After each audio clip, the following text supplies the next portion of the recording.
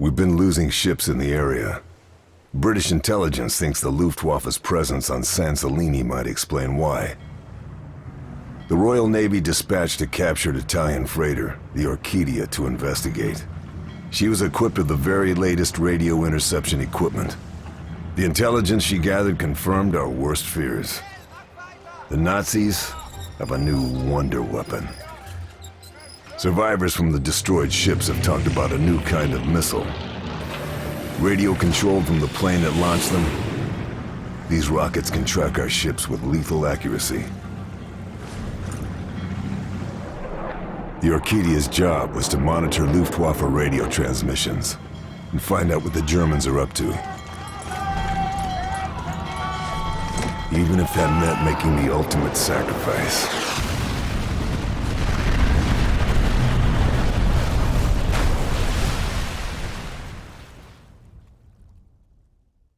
Now we need to know what the Nazis are planning, and how we can stop them. A member of the Luftwaffe's top brass is on the island. General Tobias Schmidt. It's no secret Hitler thinks highly of him. Schmidt would never let himself be taken alive. And he'd never betray his beloved Führer. But he might just be carrying some information we can use. My mission? Kill Schmidt. Kill all high-ranking officers. And get the hell out.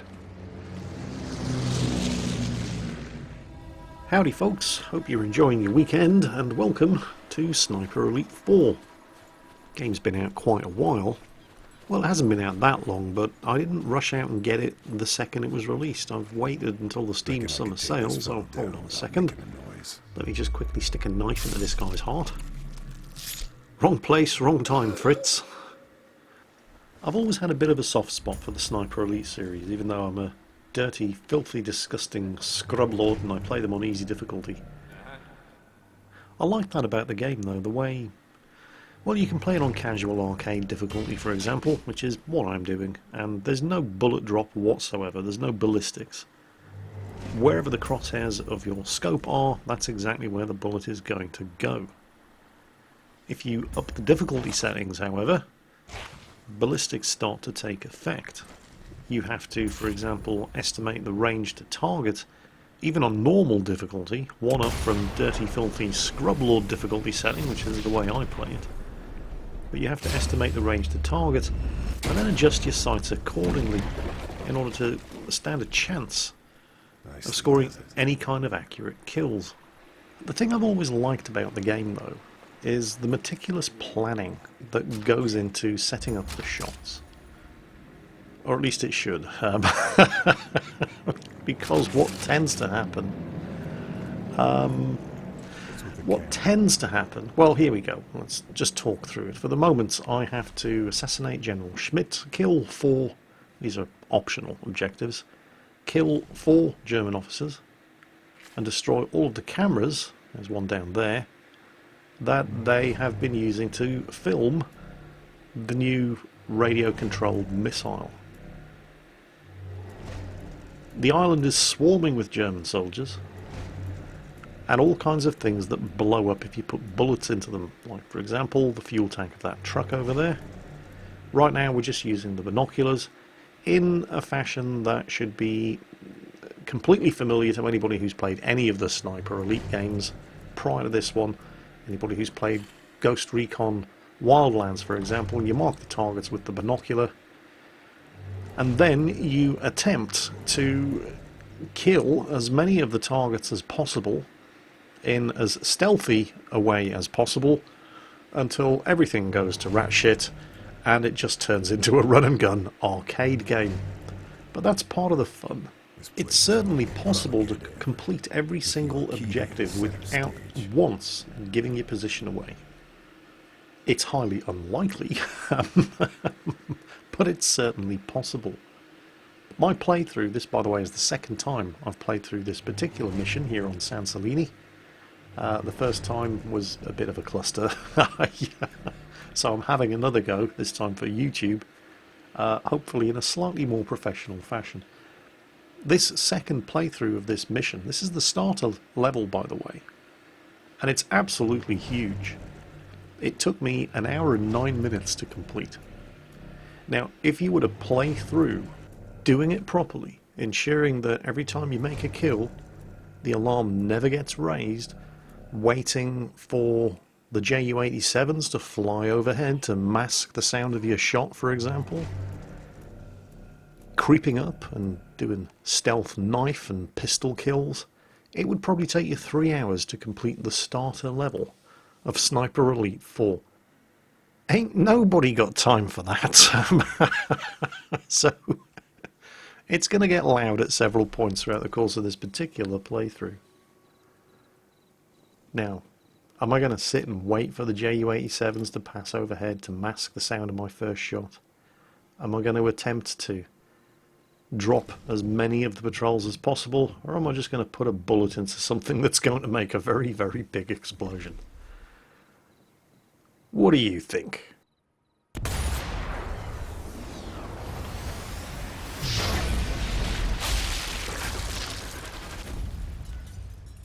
Yeah, no real surprise there.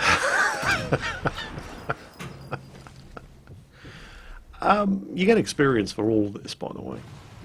Blowing up trucks. In fact, there are various different skills and weapon upgrades that can only be unlocked by blowing stuff up.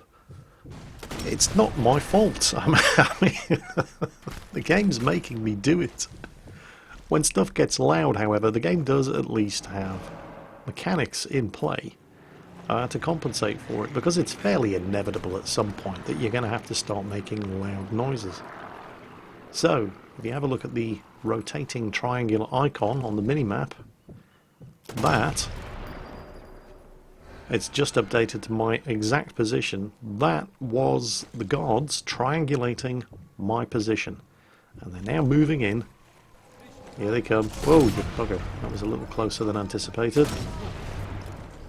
I should probably have switched to the Thompson gun for that. But every time I give my position away, you can see that the "he was here" marker keeps getting updated. So the trick is to put as much distance as possible between yourself and that marker, the rotating red triangular icon, because that's where the patrols are going to be looking for you. So, I'm busy camping bush. I've put some distance between myself and... oh, hang on a second. Stone Eagle. There are 3 of these on each level, and I'm not entirely sure what they unlock, but if you take all 3 of them out, there's some kind of reward for it. So that's 1 down, 2 to go. Now you'll notice that the minimap... I thought that was a mortar position for a second. The minimap border has turned from red to yellow. So that means they're searching for me, but I'm no longer being actively engaged. They're still looking around in the position where that red marker was. They've triangulated that as the spot where I was taking the shots from. That's where I was last seen. So they're still having a good route around for me over there. And I'm now completely clear of the search radius. So, let's go and see what sort of fresh trouble we can get ourselves into. About 10 minutes later, I've worked my way around to the other side of the island. And there's a generator over there, and one... oh, no. There's another one on the stairs. It seems fairly lightly guarded. I'm not quite sure what that is over there. It's nothing pertinent to my mission, but, well, you know, there's things that need shooting. Oh, look, there's another one of those Stone Eagles. So that's number 2 of 3. First thing we're going to do is take care of some of the guards. Where did the other one go? There he is. He's obviously heard the shot and seen what happened to his friend. I'm going to hold my breath here. And gotcha.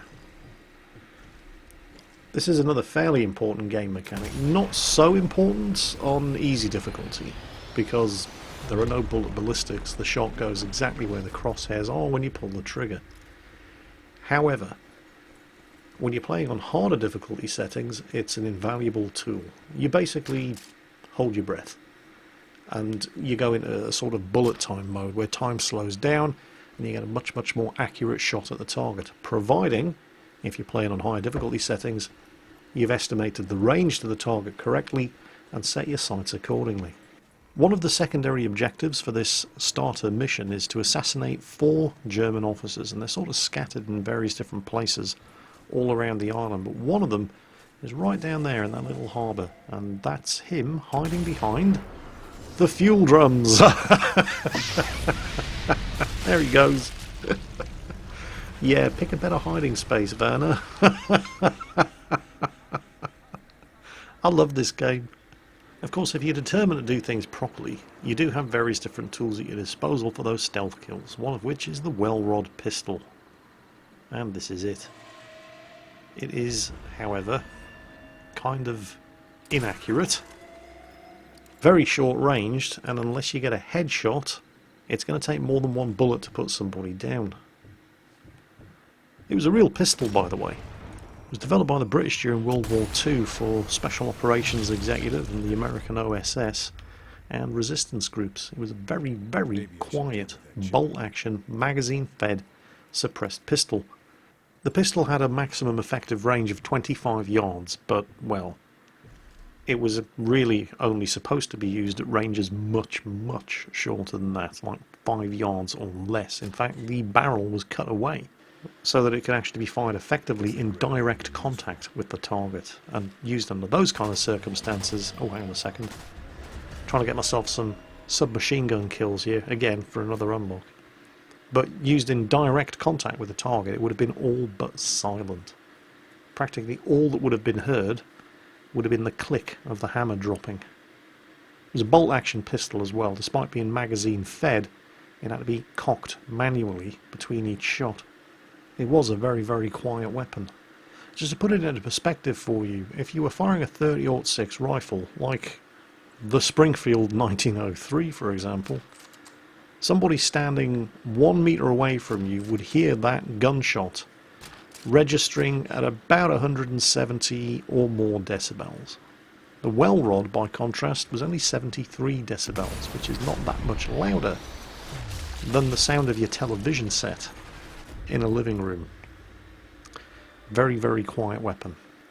This, however, is about the maximum effective range, and you're lucky to get an accurate headshot at that kind of range. Oh, hang on, somebody behind me. Oh! Gotcha. And nobody heard it, nobody saw it. It's a well rod pistol for you. Developed by the British for Special Operations Executive during World War II. Also used by the American Office of Strategic Services and delivered in the hundreds to the French resistance. Anyway, let's get this Schmidt guy killed. That's what we're here for after all. Our cover's been blown at this point, so we're using the Thompson. 45 caliber M1911 Thompson submachine gun. Very, very nice weapon. Very expensive weapon as well. You tended to see more of them in the early stages of World War II, and not so many towards the end, purely because they were so expensive. They were so beautifully made, precisely machined. Oh, hang on a second. I'm just going to deal with this fella. Oh wait, no, that's me. That's the "you were last spotted here" marker. I thought it was a German soldier. Jingles, you are so crap. Oh wow, there's my target. He's right on the other side of that wall. Come on, Schmidt. We're going to have you. There we go. Gotcha. Right. Objective complete. We should probably search the body. But yes, the Thompson, the M1A1 Thompson submachine gun. I think I called it the M1911 earlier. That's utter bollocks, Jingles. The M1911 was a 45 caliber pistol. Fired the same ammunition. But the problem with the Thompson was that while it was a fantastic weapon, it was just too expensive, and it took too long and too much skill to manufacture. And so towards the end of World War II, you would see US troops, primarily troops mounted... Oh, there's one of the cameras that we have to take out. Airborne troops, for example. Vehicle tank crews, for example, where you needed a weapon for personal defence that was small enough to be carried inside a vehicle.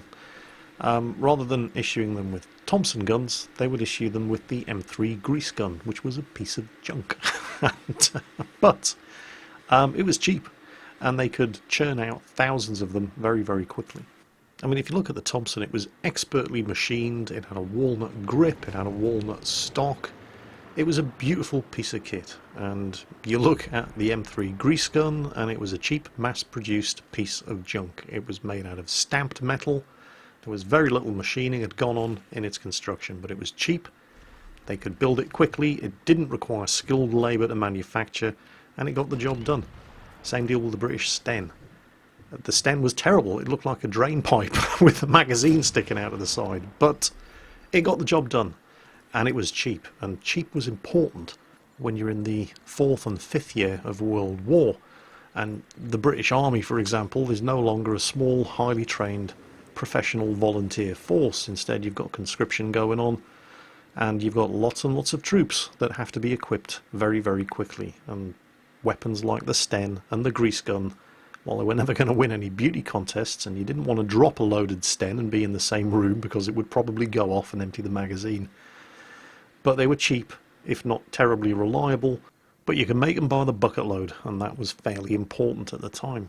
By contrast, the Germans never really seemed to get behind the whole idea of simplifying and mass-producing their weapon systems. If anything, they seemed to get more and more complicated. Well, that's not strictly true. If you look at the world-famous MP40 machine pistol, which the Western Allies called the Schmeiser, after its designer, Hugo Schmeiser, but the MP40 is a fairly iconic German machine pistol.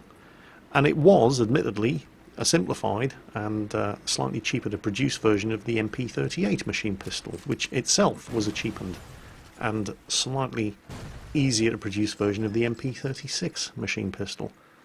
But even though savings had been made in the design of the MP40, it was still a beautifully made weapon. It was nothing like a Sten or an M3 grease gun. Part of that, I think, is because, well, you know, they're the Germans. You look at the Panther tank, for example, and the Tiger. Ridiculously over-engineered pieces of machinery. You just can't make a German design anything that looks cheap and shoddy. But at the same time, Germany was kind of starved for resources. They didn't have the manufacturing capabilities of the Soviets or the USA or even Britain. And so they didn't really have much choice but to make the very best with the limited resources that they had, which may have been a bit of a blessing in disguise, because you couldn't get a German engineer to design something that wasn't as perfect as he possibly could if you held him down and put a gun to his head. It's been argued that if Germany had spent more time building Panzer IVs than wasting resources on Tigers and Panthers, then the outcome of World War II might have been substantially different. And while it's true that it took the same length of time to build a single Tiger as it did to build 2 Panzer IVs, and I'm not entirely sure of the exact figures, but I know that the Tigers were ridiculously expensive as well, and for the price of a single Tiger you could probably also manage to build 4 or 5 Panzer IVs. And so if Germany had just built more Panzer IVs, then the outcome of World War II may have been substantially different. What that doesn't take into account, however, is the fact that Germany just didn't have the steel. It didn't have the rubber, it didn't have the aluminium to build lots and lots and lots of Panzer IVs. And even if they did have the steel and the magnesium and the rubber and the aluminium, they didn't have the fuel. So they wouldn't have been able to operate this hypothetical huge fleet of Panzer IVs anyway. So, from the German perspective, it did make a certain amount of sense to spend the limited resources that they had building the biggest and best and most powerful machines possible. Also, the Führer really liked his big tanks. Anyway, back to the game. Here's another thing I really like about Sniper Elite 4. The fact that you can do things like this.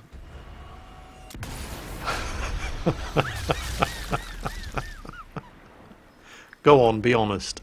How many of you watching this video, at the point where I took that shot, crossed their legs? I know I did. Yes, a testicle shot is actually a thing in the Sniper Elite series. And that's not all. Check this out. See the stick grenade on his belt? There it is.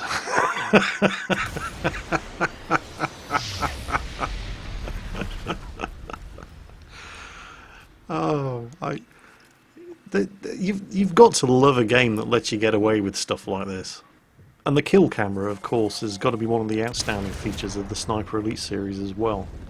You can turn it off if it gets a bit too much, but, well, why would you want to? I mean... Yeah. I don't know why it is I took so long to get around to buying Sniper Elite 4. I've played all of the others and I loved them. Just too busy, I guess. But, well, I took some time off this week after coming back from Tankfest, and I've acquired a whole bunch of new games. Some of them, like Sniper Elite 4, very, very good. Some of them, not so much. Which one's Jingles? Well, let's just say you can buy XCOM Declassified in the Steam Summer Sale at the moment for something like 80 or 90% off, and yet still nobody's buying it. Well, I did, and I really wish I hadn't.